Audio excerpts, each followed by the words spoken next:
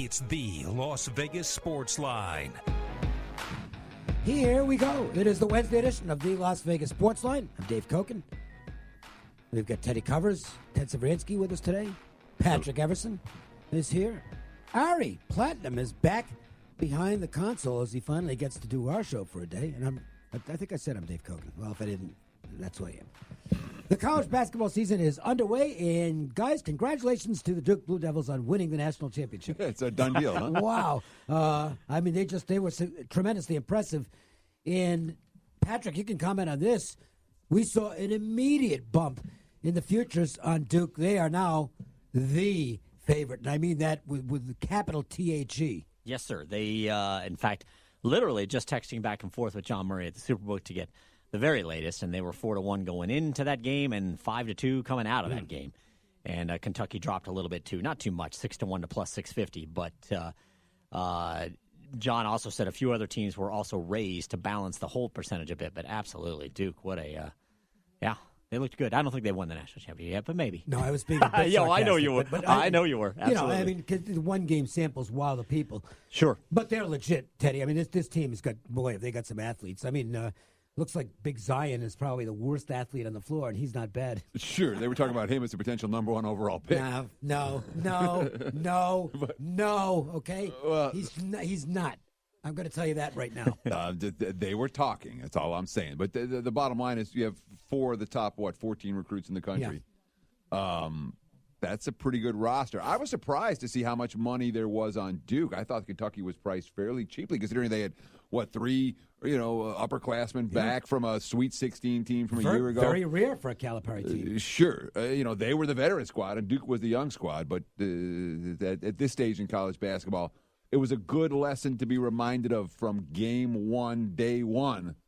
It's not about experience anymore. No, it just it's about isn't. talent. Yeah, I mean, I think it is at some of the more, I don't even call them mid-level programs, but the Wichita State types, the Xavier types, they're not going to rely on one-and-dones. They have to build programs and then maintain.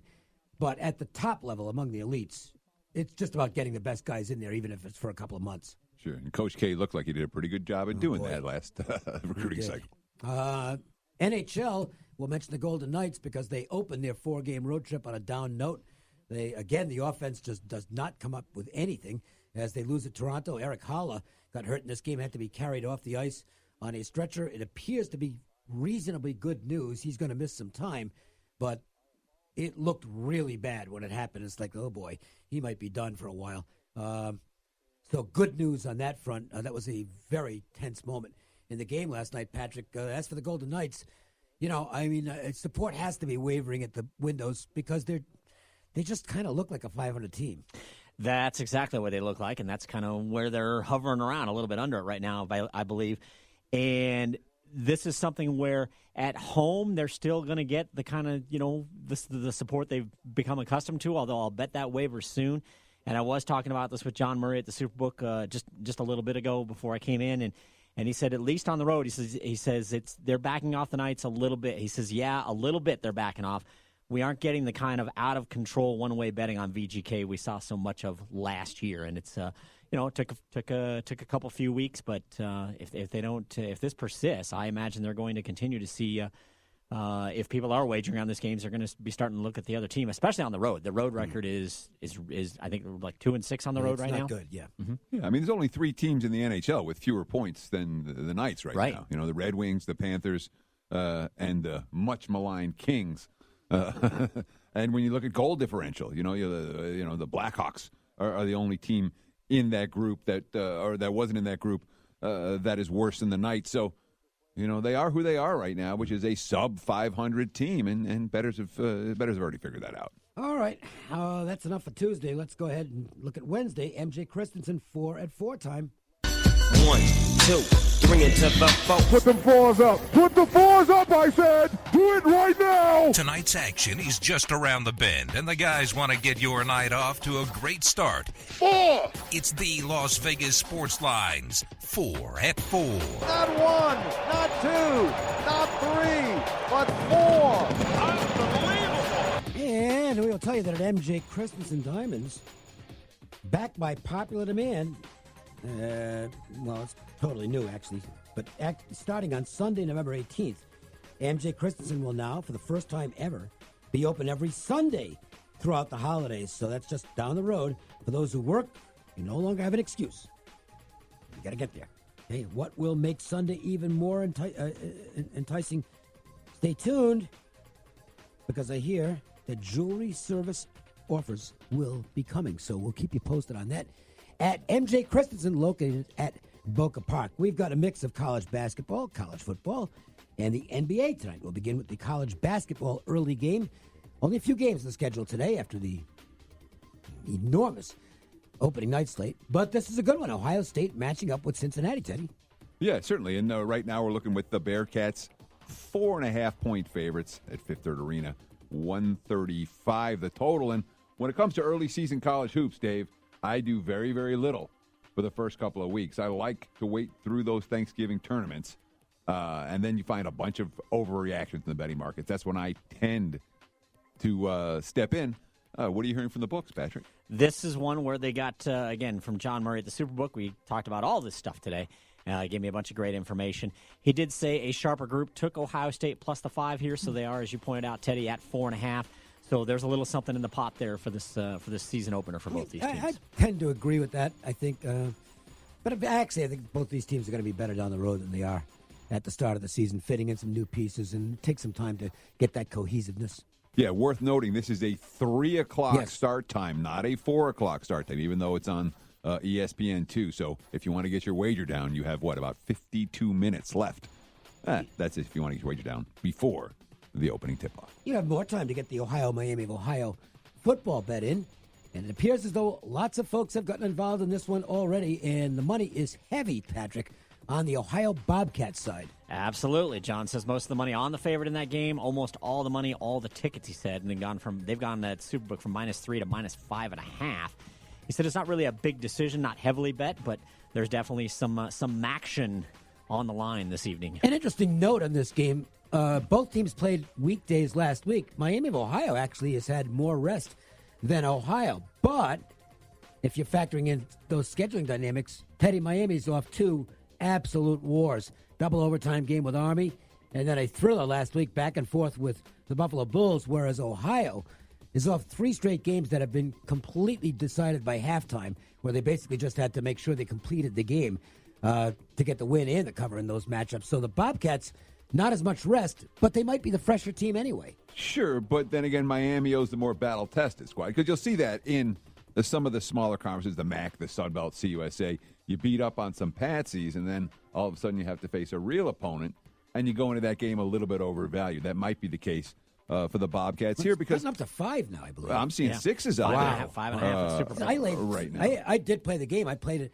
but I played -3, -120. Well, you absolutely got the best of the number. Well, it's at the point now where I mean, there's a key 6.5 numbers out there. there. It's really 6.5. Look, I mean, I like the Ohio side, but -3 on one side and plus 6.5 on the other side. Guess what I'm doing? There's worse positions to be in. No question about that. And this Miami O squad was, the Red Hawks were really playing good football. They'd won 3 out of 4. The only loss was that 1-point defeat to Western. And then they played that triple overtime game against Army, and they ran out of gas. Which against they should have won. Yeah. And then they had Buffalo is as good or better than any team in that conference this year. The fact they gave them a game last week, there's no shame in that if they have the physical energy to compete here. And that's something the markets are saying, well, you have to worry about with Miami O. One, just call it a little thing. Frank Solich always has that one clunker game down the stretch. He does. I mean, it's just like clockwork. Yeah, and they've got Buffalo next week. If they lose this game, that game becomes meaningless, and yet it can still be perceived maybe as a look-at situation. If Ohio loses this game, they'll actually be tied with Miami, and will have lost the tiebreaker. So it is an important game for Ohio, but they've got that big weeknight game, national TV against Buffalo next week, and then sometimes it can be a little bit tricky. In the NBA tonight, the 76ers taking on the Pacers. Teddy, are they going to be a model of inconsistency once again this season, or do you expect the 76ers to get in more of a consistent groove later on? Yeah, they'll be. I mean, I think down the road they'll be fine. Right now, they're just not very good. No. I they mean, ought to be on paper. I mean, They're no worse than the third best team in the East, right? On paper. Well, Boston's pretty good. Yeah. Toronto's pretty good. Okay, and then I'm thinking Philly's. Milwaukee's pretty good. Okay. Certainly in terms of a team whose power rating has skyrocketed. Yes, since the start of the season. Yeah, right. The Bucks are now being considered in that echelon, as is in the Indiana Pacers team they're going to face tonight. A Pacers team that is not happy with their recent level of play. We saw Nate McMillan unhappy with the pace they were playing at. We saw players in the locker room talking about how upset they were with all the missed free throws they've had. Like good free throw shooters. They missed 10 the other night, just 20 of 30 from beyond the arc. But, of course, the 76ers just coming off a game in which they committed 27 turnovers. That's by NBA standards, that is absolutely astonishing. Yeah. And got blown out by the Nets, who, the Nets went on the road and won at Phoenix last night. They may be a team that people are sleeping on a little bit right now. But when it comes to Indiana and Philadelphia, it's two squads, both of them coming into this game with a little bit of a chip on their shoulder, a little bit of something to prove. Patrick, before the season started, I think this would a game. If the teams were 0-0 coming into this game, I think Philadelphia would probably be commanding most of the public action. But they've been burning their backers so far. Is that having an impact on the line? Yeah, I think it is a little bit more of a market move at the Superbook today, but from 2.5 to 3 on the Pacers. Johnson, no significant wagers yet, but a market move, probably predicated on some money elsewhere beyond the Superbook. So I think it is, and it is interesting. I mean, the Sixers were so red hot at the end of last season, heading into the playoffs. And I think the expectations were certainly higher that they'd get off to a better start. But they had a big preseason too. They were, there were a lot of headlines. I think I read more about how good Philly looked in the preseason than any other team, except for Fultz. Fultz was supposed to be good. He was hitting everything. Yeah, I know, but he's still a guy who's regarded as this is not going to work out as a number one overall draft pick level selection. He's got a lot of skeptics out there. They'll be fine if he can be a contributor. He doesn't need to live up to the number one overall hype. If Philadelphia can make a deep run, they'll need some perimeter shooting from Fultz. They'll need some playmaking. They'll need some defense from him. But they can do it with him as a contributor and not as a number one overall pick, main guy. Despite the fact that they've gotten off to a less than desirable start, on a night like this with a little maction, smattering of NHL, only 3 games, very little college basketball, the big ticket of the night will be the Lakers game. This will be the heaviest volume game of the day because it's late. It's the Lakers. What's happening with the money as they play host to the Timberwolves, Patrick? Well, not a whole lot yet, according to John Murray at Superbook. But he said, as you point out, Dave, this is going to be a marquee game. And knowing how the Lakers have gone, he said, well, definitely, how things have gone with the Lakers, they're betting them. You got LeBron there now, too, and that only adds fuel to that fire. Last game of the night, Los Angeles team.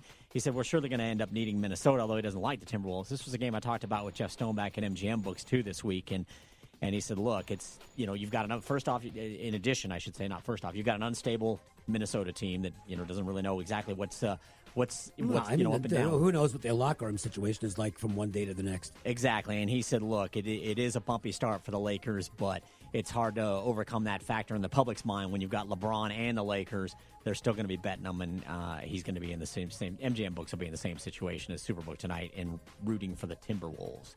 Oh, you can count on them rooting for the Timberwolves. Mm-hmm. Of course, Minnesota hasn't won a road game yet this year. They're 0-6 on the highway on this current road trip. They've been blown out at Golden State, blown out in Portland, and blown out against the Clippers. 0-3 straight up, 0-3 against the spread. This isn't media fluff about what's going on in Minnesota. There is a disconnect between the coaching staff and the Tibbs and the Butler and his teammates, and the reverberations around the locker room and on the floor are noticeable, particularly when it comes to defensive chemistry. Their defense stinks. And, oh, by the way, here's a Laker team that just set a record. After the whole, Walton's going to get fired dealio, they win a couple games, and they come out and are as flat as a pancake against the Raptors, the biggest first-quarter deficit in L.A. Lakers history since they moved to L.A. That's the kind of thing that you would expect they would come out the next game and maybe have a little bit of a different level of energy, especially because they've had a day off in between the debacle against the Raptors and what they're expected to face against the T-Wolves tonight. Lean Lakers, understand why there's going to be a lot of Laker money in this game. Good information and analysis on today's MJ Christensen 4-4 from Patrick Everson, Teddy Covers, not much in the way of information from me. I'm just kind of leading in on this, but I'll get involved more as we